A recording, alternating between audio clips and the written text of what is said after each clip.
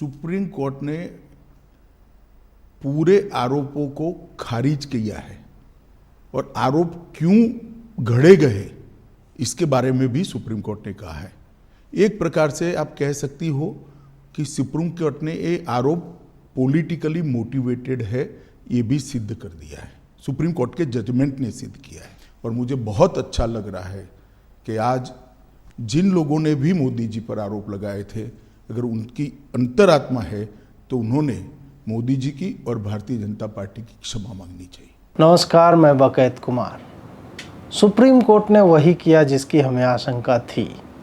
गुजरात में दंगे नहीं हुए, नरेंद्र मोदी को क्लीन चिट दे दी गई, उसमें कोई नहीं मरा, किसी जाकिया का घर नहीं उजड़ा, किसी अहमद की दुकान नहीं जली, किसी सुलेमान के छोटे बेटे की पत्थर लगकर मृत्यु नहीं हुई।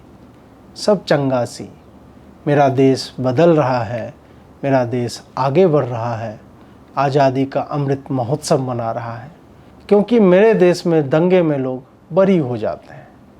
जिसके राज्य में दंगा होता है उस राज्य का मुख्यमंत्री गुनहगार नहीं होता, उसे यहाँ की जनता फिर से मुख्यमंत्री चुनती है और यही नहीं, आगे उसे प्रधानमंत्री भी बना देती है। लेकिन आज इस वीडियो को पॉज करके आप सोचिए कि एक समाज के तौर पर हम कहाँ जा रहे हैं। राणा अयूब नाम की एक स्वघोषित बेस्ट पत्रकार ने इस पर एक किताब तक लिख दी थी, लेकिन सुप्रीम कोर्ट ने उसे पढ़ने की आवश्यकता नहीं समझी। क्यों? क्या उसका नाम अयूब था इसीलिए, या फिर इसलिए कि उसके सर के बाल घुंघराले हैं, या वो काला कपड़ा पहनती है? भगवान ने उसने भी ट्वीट किया, जो कि हमारे पूरे समाज के लिए एक सीख है। इसे नैतिक शिक्षा की किताबों में पढ़ाना चाहिए कि सब कुछ बिक चुका है। हमारे देश का युवा यह मान लेगा कि सुप्रीम कोर्ट का यह निर्णय उचित है, क्योंकि इसके आगे और निर्णय क्या होगा। इसी सुप्रीम कोर्ट को नोटबंदी भी सही लगी थी, जिसमें सैकड़ों लोग मर गए थे। युवाओं को हिंदू मुसलमान करने में बांट दिया गया है, उन्हें अग्निवीर बनाया जा रहा है और वो लोकतंत्र में प्रश्न पूछना भूल चुके हैं।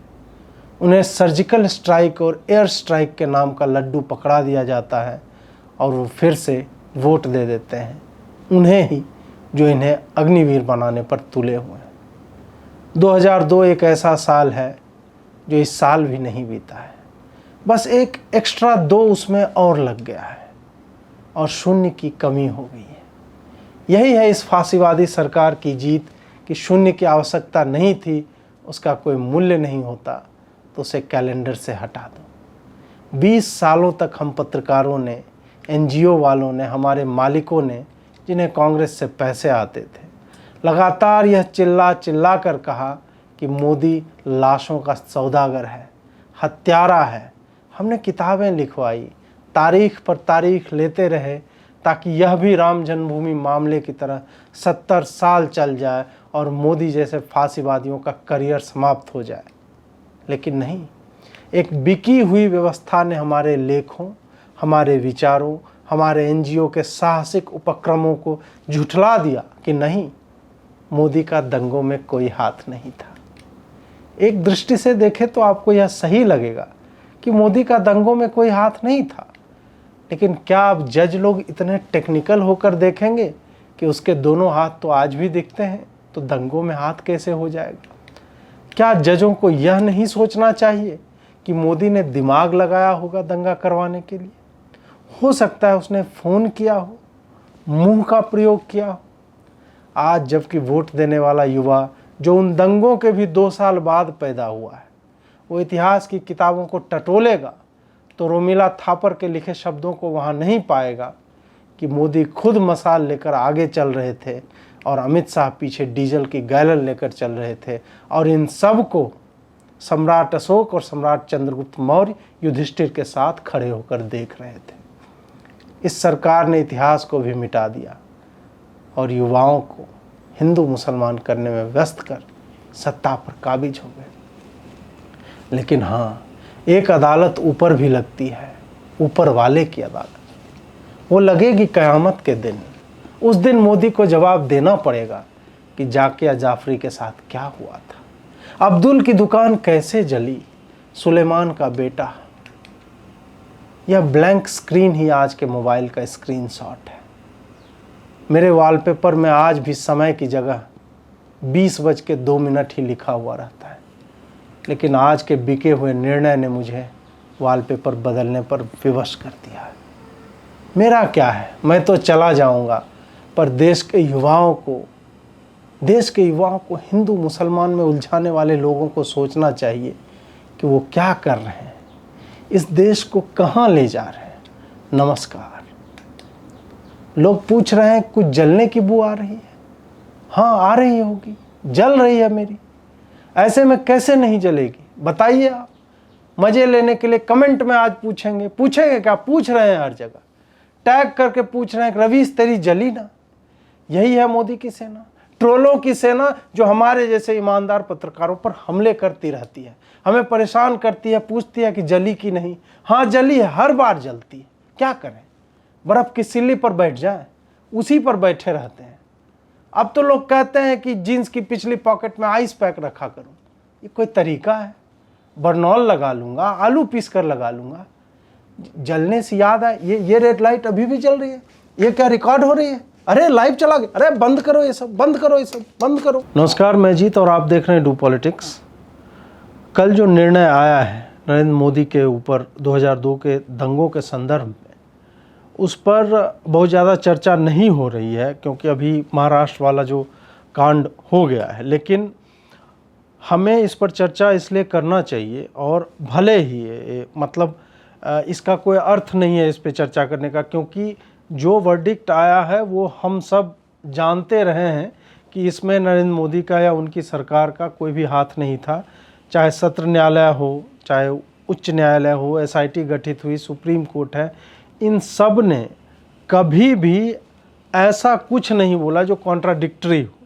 इसमें बस यही हुआ कि एक के बाद एक आप ऊपर उठते चले गए। ये एनजीओ का हो गया, और कुछ पत्रकारों का, और कुछ पॉलिटिकली मोटिवेटेड लोगों का ये जो इकोसिस्टम है, इन लोगों ने इसे सिर्फ और सिर्फ दो उभरते हुए नेताओं को राष्ट्रीय परिदृश्य में उनकी जगह दिखाने के लिए, या उनको एक तरह से सारे लोगों के मस्तिष्क में, मनोमस्तिष्क में उनकी छवि ऐसी बनाने की सोची कि ये लोग देश में आग लगा देंगे। मतलब ऐसे ऐसे टर्म यूज हुए, मौत का सौदागर, लाशों की राजनीति करने वाला, तमाम चीज़ें, मतलब जितने आप नकारात्मक विशेषण सोच सकते हैं उनका प्रयोग हुआ। विचारों को तथ्य बनाकर प्रस्तुत किया जाता रहा। तो उस तरह से अगर देखा जाए तो हमें इस पर चर्चा करने की आवश्यकता है कि एक जो राष्ट्रीय नेतृत्व 2014 में भारत को मिलता है, अगर ये लोग सफल हो जाते और अगर वास्तव में कुछ होता इस मामले में, तो हो सकता है कि 2014 में जो हुआ वो नहीं होता। और हम और आप सब जानते हैं, भले आज वो नेतृत्व कहाँ आया है, फिर भी उसको भी अगर हम दूसरे संदर्भों में देखेंगे कि विकल्प क्या है, तो उस हिसाब से भी अगर हम देखेंगे तो यह भारतवर्ष के लिए 2014 एक टर्निंग पॉइंट था। और अगर ये लोग सफल हो जाते, जो लोग मोदी की हर एक विदेश यात्रा पे बोलते थे इसका वीज़ा कैंसिल कर दो, इंटरनेशनल मीडिया में उल्टे सीधे लेख छपवाए जाते थे। गुजरात में जब भी इन्वेस्टमेंट समिट होता था, हर अखबारों में दंगों पर आर्टिकल आ जाते थे। 10 साल तक, 12 साल तक कंटिन्यूअस आए। मोदी जी जब भी विदेश जाते थे, उनको एम्ब्रेस करने के लिए विदेश के अखबारों में आर्टिकल छपाए गए। एक व्यक्ति को परेशान करने के लिए कैसा हो सकता है? मुझे तो लगता है आप जैसे व्यक्तियों ने थीसिस लिखना चाहिए। ये सारा हुआ करता था। तो ये एक तरह से सिर्फ विंडिकेशन नहीं है, यह इस बात का भी द्योतक है कि किस तरह से हमारी न्याय व्यवस्था, जब जनता की अदालत में अगर आप उस शब्द का प्रयोग करना चाहेंगे, उस वाक्यांश का प्रयोग करना चाहेंगे, तो उसमें तो आप देखिए कि 2004 के बाद भी चुनाव हुआ, उसके बाद फिर 2014 में, फिर 2019 में, और उसी आइडियोलॉजी को पूरे देश में धीरे धीरे जो है स्वीकार्यता मिल रही है। तमिलनाडु तक में, नॉर्थ ईस्ट तक में, जहाँ भाजपा का कोई नामो निशान नहीं था, वहाँ धीरे धीरे करके भाजपा जो है सत्ता में आती जा रही है। अब एक बात जो सबसे ज़्यादा, और अमित शाह ने भी मैं चाहूँगा कि आप उनका ये क्लिप देखें, उसके बाद हम चर्चा करेंगे इस पे। भारतीय जनता पार्टी की विरोधी राजनीतिक पार्टियां, कुछ आइडियोलॉजी के लिए राजनीति में आए हुए पत्रकार और कुछ एनजीओ ने मिलकर, ये त्रिकूट ने मिलकर ये आरोपों को इतना प्रचारित किया और इसका इकोसिस्टम भी इतना मजबूत था कि धीरे धीरे झूठ को ही सब सत्य मानने लगे। यहाँ पर जो त्रिकूट की बात कर रहे हैं, चाहे एनजीओ हो, कुछ पत्रकार हों और पॉलिटिकली मोटिवेटेड लोग हों, इन लोगों को लेकर सुप्रीम कोर्ट ने भी जो अपने निर्णय में लिखा है कि ये सारा सेंसेशनलाइज करने के लिए था। इसमें कोई भी श्रेड ऑफ एविडेंस नहीं है, बिल्कुल भी नहीं है कि इसमें नरेंद्र मोदी की लिप्तता थी। वो जो है वहाँ पे, जबकि जो माहौल बनाया गया था, और मैं और हमारी उम्र के जितने भी दर्शक होंगे वो ये जानते हैं, जब वो 2002 में 10वीं में जैसे मैं था, तो उस वक्त के जितने भी लोग होंगे जिन्हें लग रहा था अरे क्या हुआ नहीं हुआ, और हम उस समय तक, चूँकि मैं बिहार से आता हूँ तो मुझे भागलपुर के दंगे याद हैं, मुंगेर का रायट याद है, मतलब किस तरह से उस वक्त हुआ था, तो मुझे याद है, बचपन के कर्फ्यूज़ याद हैं। तो हमने तो दंगे सुने थे, लेकिन 2002 के बाद सिर्फ एक ही दंगा इस देश में चर्चा में आया, सिर्फ एक, और वो दंगा था 2002 का गोधरा। और वो मीडिया का एक इस तरह का, आप कह सकते हैं कि दायरा बनाया गया कि 2002 उसमें नाचता रहा, और हर बार, और ये खास करके 2014 तक तो कुछ ज़्यादा ही। 2014 में आपको याद होगा कि नीतीश कुमार जो है एनडीए के संयोजक वो उस वक्त हुआ करते थे, नरेंद्र मोदी का नाम जब आता है कि वो प्रधानमंत्री के उम्मीदवार बनेंगे, तो वो उससे अलग हो जाते हैं। इस तरह के कांड हुए थे कि अपने लोगों ने जो तब तक थे वो दूसरों के बनाए हुए माहौल में इस तरह से आए थे कि छोड़कर चले गए। आप जरा सोचिए कि अगर भाजपा नाम की एक पार्टी को छोड़कर, अगर मान लीजिए कि स्थिति भाजपा की या राष्ट्रीय जनतांत्रिक गठबंधन की 2004 वाली होती या उससे पहले वाली होती, जब एक एक वोट के लिए सरकारें गिरी थी, 13 दिन, 13 महीने और फिर 5 साल, तब क्या इस तरह के एटीट्यूड से जो राजनीति की गई मीडिया को साथ में लेके, क्या नरेंद्र मोदी जीतने में सफल हो पाते? तो इसमें तो एक तरह से है कि वही कि लोगों ने लगातार इनको चुना है, इनको आगे बढ़ाया है, और जो भी विचारधारा रही है, भले अब जाके मुझे लग रहा है कि डगमगा रही है, जो भी उसके कारण हो, परंतु 2014 में जिस तरह की विचारधारा थी और जैसे काम हो रहा था, वो शायद इन लोगों के चक्करों में जो है वो कर नहीं आता।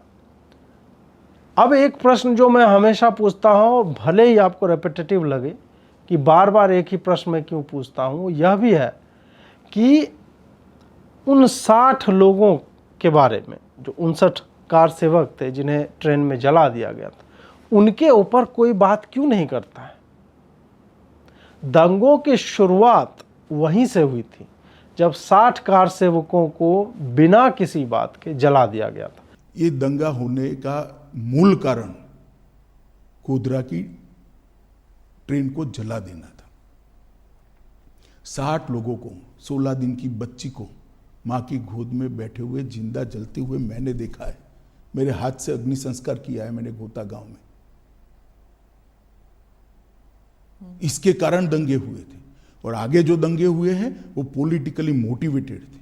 रिजर्वेशन का आंदोलन हुआ, दंगों में कन्वर्ट कर दिया गया। उसके बाद थ्योरीज आई कि नहीं आप भीतर से ही गेट खोल सकते हैं, बाहर से नहीं खोल। भीतर बाहर से गेट खोलने क्या आवश्यकता है? किसी को आग लगाना है तो इतनी खिड़कियां होती हैं, आप आग लगा सकते हैं। इस तरह की बातें हुई कि अंदर के ही लोगों ने खुद ही आग लगा लिया, वो सिलेंडर लेके जा रहे थे। मतलब जितना मिथ्याचार करना था इन सब ने किया। और जब ऐसे लोगों की लाश जब लाई गई, अस्पताल में पहुंचाया गया। और तब तक जो कहा जाता है ना कि क्या सरकार को इसकी भनक नहीं थी कि क्या होगा। अमित शाह ने इंटरव्यू में इस बात पर भी चर्चा की है। वो यहाँ बता रहे हैं कि जब उन जले हुए शरीरों को लाया गया तो उसके बाद पूरे इलाके में इस तरह का आक्रोश फैला कि फिर उसने दंगों का शक्ल जो है इख्तियार कर लिया। फिर वहाँ से दंगे अपने आप प्रस्फुटित हुए और इस बात को सुप्रीम कोर्ट ने भी माना है कि किसी ने ये सुनियोजित नहीं था, ये पहले से तैयारी नहीं थी। बॉडीज को परेड कर दिया गया था। परेड नहीं करा है, ये गलत प्रचार है। 16 सिविल अस्पताल में ले गया गया और बंद एम्बुलेंस में उनके परिवार वाले अपने घर पर ले गए। आप हॉस्पिटल में थे? मैं खुद हॉस्पिटल में था। क्या देखा आपने उस दिन? क्या देखना क्या था, जली हुई लाशें थी, दुख ही दुख था, आक्रांत था, रोज था। स्मिता जी, एक बात आप समझ कर चलिए, जिस तरह से 60 लोगों को जिंदा जला दिया था उसका समाज में आक्रोश था। और जब तक दंगे नहीं हुए तब तक किसी ने इसका क्रिटिसिज्म भी नहीं किया, accept Bharatiya Janata party. Congress party का एक भी स्टेटमेंट, पार्लियामेंट चल रही थी उस दिन, किसी ने दुख भी व्यक्त नहीं किया कि 60 लोगों को जिंदा जलाने की घटना का आप भर्त्सना भी नहीं करोगे, निंदा भी नहीं करोगे। इतनी बड़ी वोट बैंक पॉलिटिक्स होगी। ये लोगों ने रिटेलिएशन में कि तुमने हमारे 60 लोगों को कैसे जला दिया, और 60 लोग कोई छोटी संख्या नहीं होते। तो अगर आप उस हिसाब से भी देखें कि इसकी प्लानिंग किसने की थी, तो प्लान तो किसी ने किया होगा ना। दंगों का इतिहास इस पूरे देश में एक ही पार्टी का रहा है, कांग्रेस का। 1947 के बाद से आप जितने दंगे इस देश में देखेंगे, जितने बड़े दंगे हुए हैं, सब के सब कांग्रेस के या तो केंद्र में रहते हुए हैं या फिर वो राज्य सरकार में थी। 90% से भी ज़्यादा मैं बोल रहा हूँ। आप खोज कर देख लीजिए, आप पढ़ लीजिए, भले विकिपीडिया पे ट्विस्ट कर दिया हो, लेकिन आप देखेंगे तो 90% से अधिक दंगे सब के सब कांग्रेस के प्रायोजित थे। तो आखिर आप सोचिए कि 60 लोगों को जलाने की किसने सोची होगी। पूरी बॉगी एक्सीडेंट से नहीं जलती है। 4-4 दरवाजे होते हैं, उसके जुड़े हुए रहते हैं सब एक दूसरे से। और अगर वो जो था, अगर जुड़े ना भी हो, फिर भी लोग गेट खोलकर आग लगा भागेंगे ना। तो क्या आपको नहीं लगता कि बाहर से दरवाजे बंद कर दिए गए होंगे? बाहर से दरवाजों में लगने वाले हैंडल से नहीं, बाहर से इस तरह से जाम कर दो कि वो खुले ही नहीं। आपको यह नहीं लगता कि 59 लोग, उतनी बड़ी बॉगी होती है, उसको जलने में समय लगता है, क्या वो गेट खोल के कूद कर भागते नहीं? अगर वो बॉगी जलाई नहीं गई बाहर से तो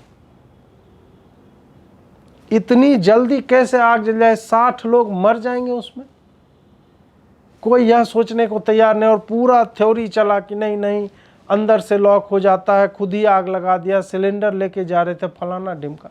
अरे सिलेंडर भी, ये हॉल नहीं होता है बॉगी। हमने, आपने, सबने ट्रेन में ट्रैवल किया है,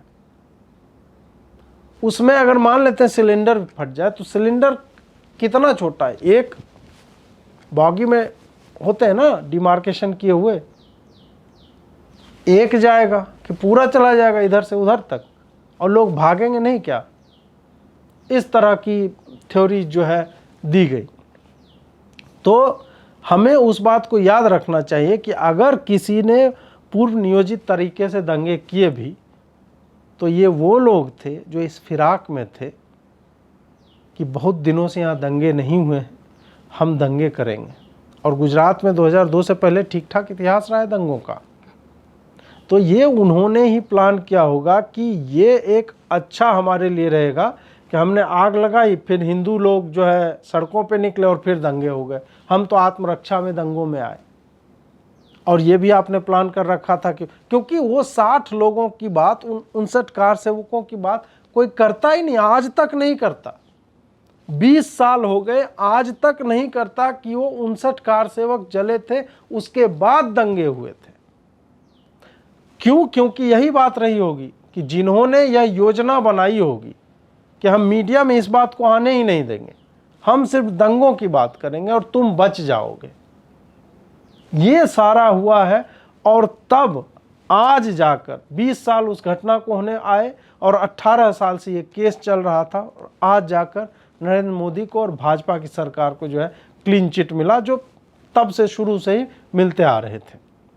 अब है कि क्या भाजपा वाकई दंगों से उसे फायदा होता है? दंगे जब होते हैं, वो कह रहे हैं, ऑपोजिशन कहती है दंगों से फायदा होता है बीजेपी को, पोलराइजेशन से पॉलिटिकल फायदा होता है, इलेक्टोरल फायदा होता है। तो फिर हम ज्यादा कराते हैं, दंगे तो कम हो रहे हैं। भाजपा को दंगों से फायदा होता है कि नहीं, इससे पहले आपको जाना पड़ेगा कि भाजपा का इतिहास क्या रहा है दंगों को लेकर। फायदा वाली बात तो ये तब सोचेंगे ना जब इनके पास एक बना हुआ हो, एक ढर्रा हो, एक पैटर्न हो कि भैया हम जो है यहाँ पे दंगे करवाते हैं तो हमें इतने सीट आते हैं, इस तरह का।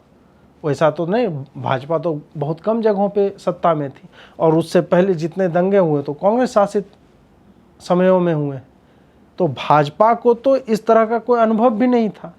गेन तो हमेशा कांग्रेस ने किया है, दंगे करवाओ, हिंदुओं के ऊपर ब्लेम करो और फिर बाकी वोट को कंसोलिडेट करो। अब क्या हुआ है कि 2002 के बाद जब से थोड़ा सा मीडिया खुलने लगा है, जैसे जैसे, और ख़ास करके सोशल मीडिया के दौर में 2010 के बाद तो पूरा का पूरा गेम जो है बदलना आरंभ हो गया कि जब इस तरह के दंगे होते हैं तो लोग यह समझने लगे हैं कि ये दंगे किसने करवाए, कौन है इसके पीछे, और तब वो लोग कंसोलिडेट होते हैं। हाँ, भाजपा को इससे लाभ पहुंचता है, लेकिन भाजपा को लाभ पहुंचे इसलिए भाजपा दंगे नहीं करवाती। भाजपा को लाभ उस तरीके से पहुंचता है कि पहले जो लाभ कांग्रेस उठा ले जाती थी, क्योंकि मीडिया नहीं था और वो अपने लोगों से जिस तरह की बातें करवाती थी तो उनका पोलराइजेशन होता था और दूसरी कोई विचारधारा उस तरह से थी ही नहीं। तब अब भाजपा को जो है इसका फायदा होता है कि बाकी लोग जो एक्चुअल में डरे हुए लोग हैं, जो भयाक्रांत हैं, जिन्हें लगता है कि अगर ये सत्ता आ गई, ये औरंगजेब आ गए, तब तो हमारा अस्तित्व ही जो है प्रश्नों के दायरे में आ जाएगा।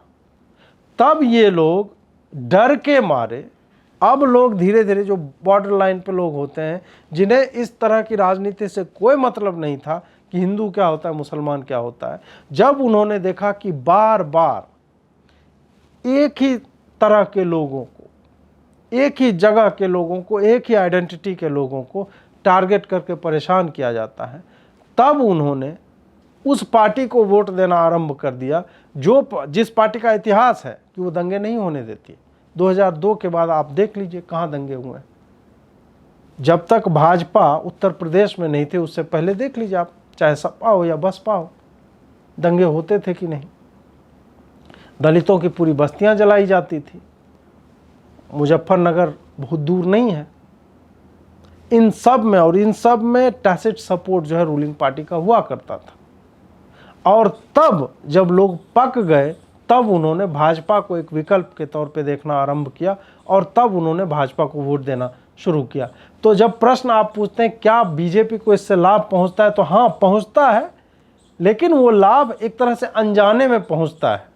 जैसे कि आज ही उसी इंटरव्यू में अमित शाह ने यह भी कहा है कि यह जो है मेरे लिए अच्छा हुआ जो कांग्रेस ने उनके साथ किया, जो आरोप लगाए लगातार, उनसे उनकी मंशा थी कि इनका पूरा करियर चौपट हो जाएगा, लेकिन फ़ायदा यह हुआ कि लोगों ने जाना कि वस्तुतः हुआ क्या था और कौन लोग एक्चुअल में रिस्पॉन्सिबल थे और कौन वैसे लोग हैं जो ऐसी ताकतों से हमें उबार कर ला सकते हैं। तो उस ऑल्टरनेटिव के रूप में चाहे नरेंद्र मोदी हो या अमित शाह हो, उनको जो है आगे किया। अब इसमें पूरी गैंग लग जाएगी यह बताने के लिए कैसे न्यायपालिका बिकी हुई है फलाना ढिमका, ये विलाप अभी चलेगा। वैसे ये विलाप उतना अभी उठ के आपको नहीं दिख रहा है क्योंकि महाराष्ट्र में जो पॉलिटिकल क्राइसिस चल रही है उसके कारण से बाकी और कोई चीज़ डिस्कस हो नहीं रही है मीडिया में। तो ये अभी जब थोड़ा सेटल हो जाएगा तो हो सकता है 2-4 ऑपेड्स लिखे जाएं, क्योंकि ये गैंग मरा नहीं है, ये लोग रक्त बीज की तरह हैं कि इनके ड्रॉपलेट्स गिरते हैं और ये जन्म जाते हैं 10-12 और इनका एक तरह से प्रभाव क्षेत्र इतना व्यापक है।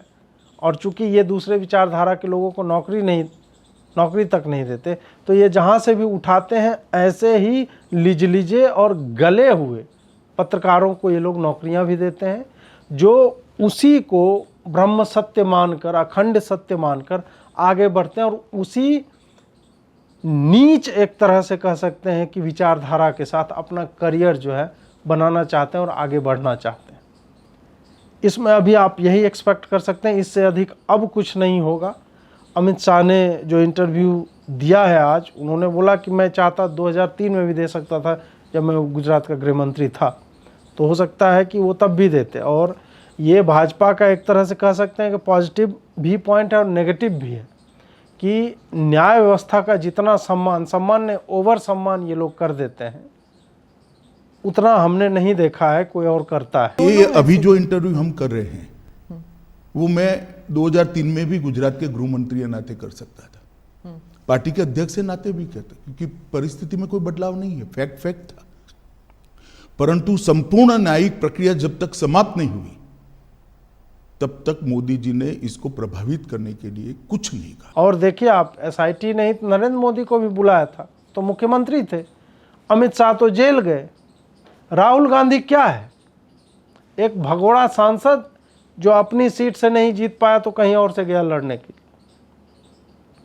उसके लिए कितने लोग सड़कों पे आ जाते हैं, दंगे करते हैं और सत्याग्रह एक नाम पे करते हैं, उसके बाद वो अग्निवीर का सत्याग्रह करने लगते हैं, फिर तीसरे दिन किसी और पे करने लगते हैं। तो इस तरह का, तो वो तो उन्होंने नहीं किया।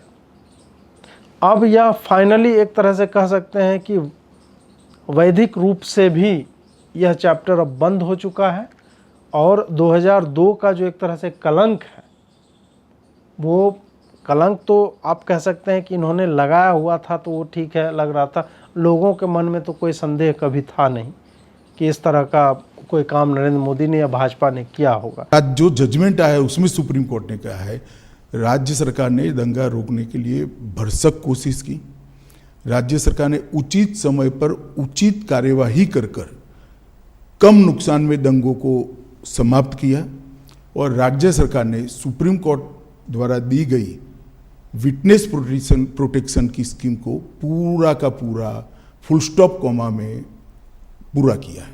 और अगर भाजपा चाहे तो इस बात को बढ़ाना चाहे तो उसको काउंटर क्लेम करके और फाइल करना चाहिए और एक्चुअल में जो दोषी हैं उनसे ये पता करना चाहिए कि 59 लोगों को मारा किसने, उसका तो हिसाब होना चाहिए।